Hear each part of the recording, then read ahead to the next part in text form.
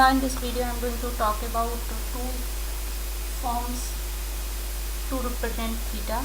That is, one is radian. Radian means I am writing the theta value in terms of pi, or otherwise pi could be represented by 22/7 means 3.14. So it will be some fractional real number, but it is unitless. And then another is degree form.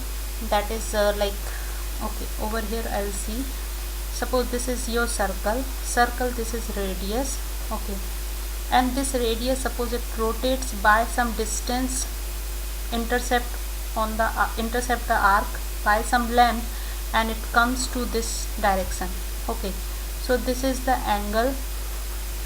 What is called angle? Angle is a quantity which is represented either in radian or degree, but when the r is rotate, this line is, you can say, the ray, a line which rotate in anti-clockwise direction and come to some other point.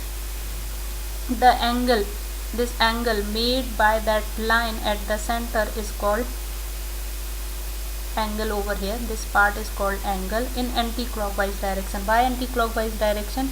Because clock always rotate in this direction and we are going in anti-clockwise direction.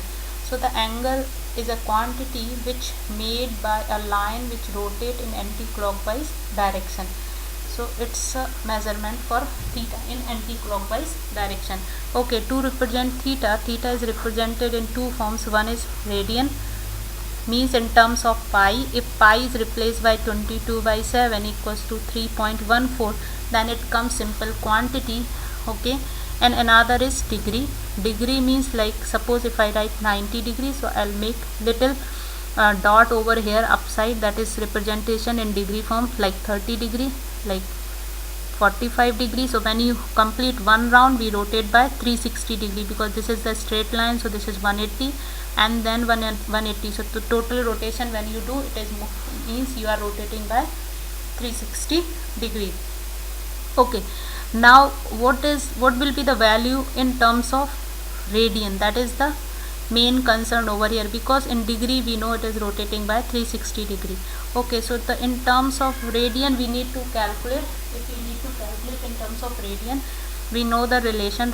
What we know, theta equals to s upon r. Theta equals to arc length upon radius. Okay, suppose here this is rotating by 360 degree, so this is going to become 360 degree, because we are going to calculate over here relation. We are not going to calculate this theta, because this theta is in terms of radian. If it is given in degree, we need to convert into the radian and then we need to plug in over here. So I am not talking about over here to calculate either theta over here. We are going to establish a relation between theta, degree and radian. Okay, so like suppose this is your circle, and in this circle, when you complete one round on the boundary, when you are moving on the boundary and complete one round, you start from here and reach over here, that is called circumference.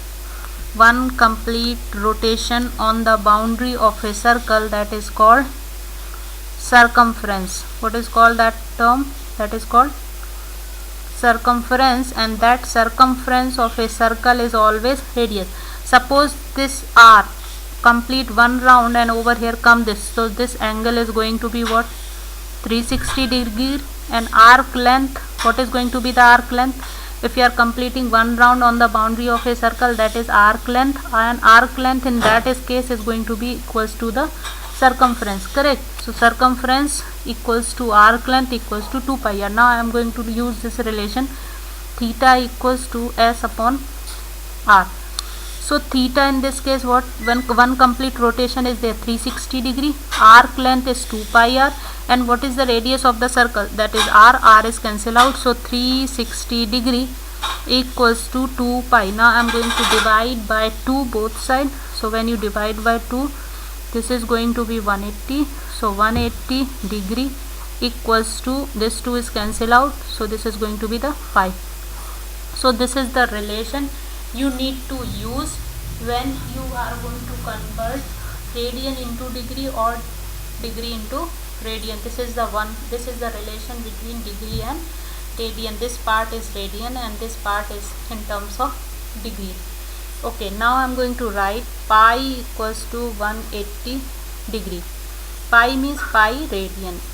We can write pi radian equals to 180 degree. Okay, now I need to calculate 1 radian. So 1 radian, when the relation for more is given, like over here some quantity is given, that is the more relation is related with 180 degree. Now I am going to the less quantity. This is more in comparison to 1. So when we are moving to the less one, what I need to do, I need to divide this side part, right side part, on the from the left side part. So 180 degree upon pi. So when 180 degree term is upside, then means we can use this relation to convert radian into degree. So this relation is going to be used for to convert radian into degree. Now if I want to convert degree into radian,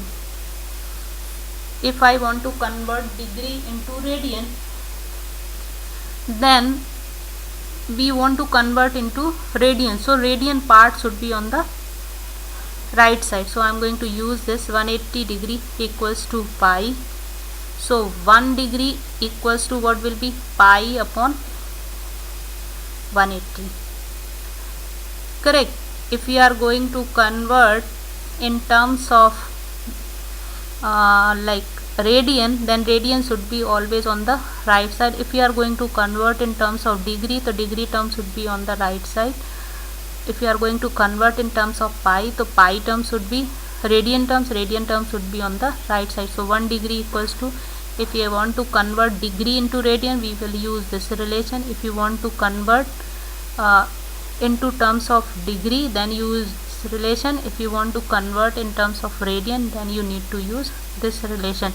We see the question in the next video, but this is the main relation you need to learn. 180 degree equals to pi. This is the relation between radian and degree. Thank you.